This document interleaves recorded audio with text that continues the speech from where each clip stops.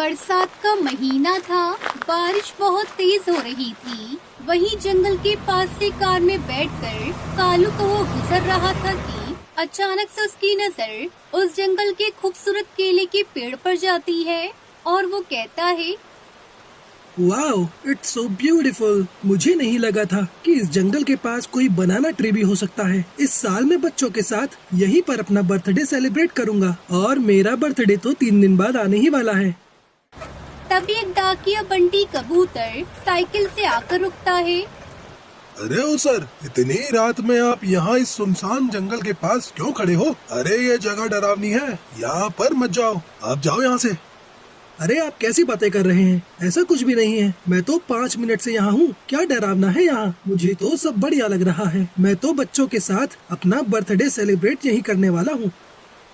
Sir मेरी बात मानो तो इस पेड़ से तो खास तौर से दूर रहो, क्योंकि जो भी पेड़ के पास से गुजरता है उसके साथ कुछ न कुछ बुरा होता है। वो पक्षी मर जाता है। What rubbish are you talking? आप कुछ भी कह रहे हैं। चलो जाओ यहाँ से। तभी डाकिया बंटी कबूतर अपनी साइकिल लेकर भाग जाता है। कालू कौवा जैसे ही कार में बैठता है तो उसे अपने कार के शीशे में एक चिड़िया की काली परछाई दिखाई देती है। वो जैसे अपनी पीछे की सीट पर देखता है तो वो काली परछाई उसका गला दबा देती है और कालू जोर से चीखता है।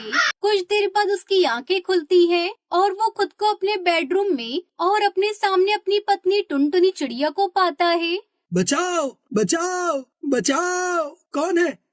कालू क्या हुआ? तुम क्यों चिल्ला रही हो? मैं यहाँ कैसे आया? मैं तो जंगल में था और वो वाली चिड़िया की परछाई मुझे कुछ अजीब सी लगी, जिस वजह से मैं बेहोश हो गया। कालू जी, तुम्हें ढूंढते मैं वहाँ आई थी, फिर कार चलाकर मैं घर ले आई। वैसे आपको पता है वो जगह बहुत हॉन्टेड है। ओह गॉड टुनटुनी, तुम भी बहकी बातें कर रही हो। ऐसा कुछ भी नहीं है। ये सब एक कोइंसिडेंस है। मुझे इतना अच्छा लगा कि मैं वहीं पर ही अपना बर्थडे सेलिब्रेट करूंगा अनाथ बच्चों के साथ। नहीं, ऐसा मत करो। मैं आपको किसी तकलीफ में नहीं देख सकती, यू नो ना। आई नो टुनटुनी, तुम चिंता मत करो। मैं अपना भी ख्याल रखूंगा और उन बच्चों का भी। बट पार्टी तो वहीं करूंगा। फिर कालू का जन्मदिन आ जाता है। वो रात में सब बच्चों को उस बनाना ट्री के पास ले जाता है। जंगल की और सुंदर सा डेकोरेशन में टेंट लगा था और बनाना ट्री सजा हुआ था। बच्चों चलो चलो, अपनी अपनी विशेष इस बनाना ट्री के पेड़ पर चिपका दो, फिर उसे वो रिटर्न गिफ्ट मिलेगा। ये बात सुनकर बच्चे बहुत खुश हो जाते हैं और एक एक करके विश चिपकाने जाते हैं। तभी उस पेड़ में से भूतिया टूनी चिड़िया की आत्मा बाहर आती है। आओ, तुम्हारा ही इंतजार था। तुम सबकी वजह से मैंने बहुत कुछ खोया है। अब तुम्हारे जाने की बारी है। मैं अपनी मौत का बदला तुम सबको मार कर लूंगी।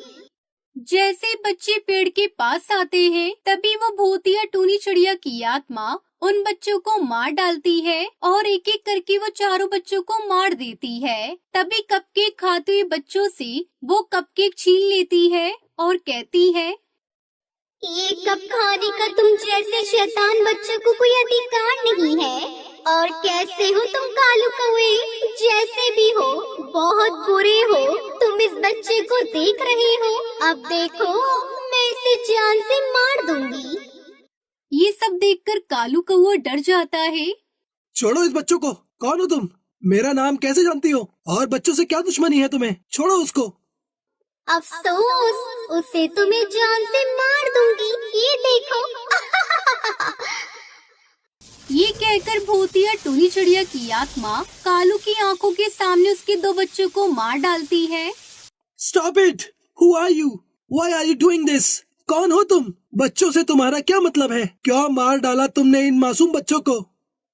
मासूम नहीं है ये। तुम्हारे मेरे बीच की वो दीवार है जिसकी वजह से तुमने मुझे छोड़ दिया। कुछ याद आया कालू? मैं तुम्हारा प्यार टूनी हूँ। तुम टूनी कैसे हो सकती हो? तुम कैसे मरी? भूल गए वो जिस दिन मेरा जन्मदिन था? उस दिन तुमने मुझसे लड़ाई की थी। चारों तरफ बर्फ ही बर्फ थी। टुनटुनी के जन्मदिन का माहौल था। टूनी अपने दोस्त हरी से गले लगकर बर्थडे विश कर रही थी और सेल्फी ले रही थी। ये सब होता हुआ कालू कौवा देख लेता है और वो कहता है, टूनी, तुम्हारी हिम्मत कैसे हुई मेरे पीठ पीछे तुम इस हरी तोता के साथ गले लग रही हो? तुमने मुझे धोखा दिया। नहीं कालू, तुम गलत समझ रहे हो। हरी तो मुझे बस बर्थडे विश कर रहा था। हम सिर्फ दोस्त हैं। लेकिन कालू उसकी नहीं सुनता और उसे छोड़कर वहाँ से चला जाता है। टूनी चिड़िया सब बर्दाश्त नहीं कर पाती और उस जंगल में कूदकर अपनी जान दे देती है। तब से मेरी आत्मा इस पेड़ पर भटक रही है। मैंने ठान लिया था मैं अपनी मौत का बदला तुमसे लेकर रहूंगी। ये सब सुनकर कालू को बहुत अफसोस होता है। मुझे माफ कर दो टूनी, मुझे अपनी गलती का एहसास है। हाँ, तुम्हारे वहाँ से चले जाने के बाद हरी तोता ने मुझे सब सच बताया। उसके बाद मैंने तुम्हें ढूंढने की बहुत कोशिश की, लेकिन तुम मुझे कहीं नहीं मिली। मुझे बिल्कुल भी नहीं पता था कि तुम इतना बड़ा कदम उठा लोगी। और टूनी, तुम मुझे जो सजा देना चाहो मुझे मंजूर है।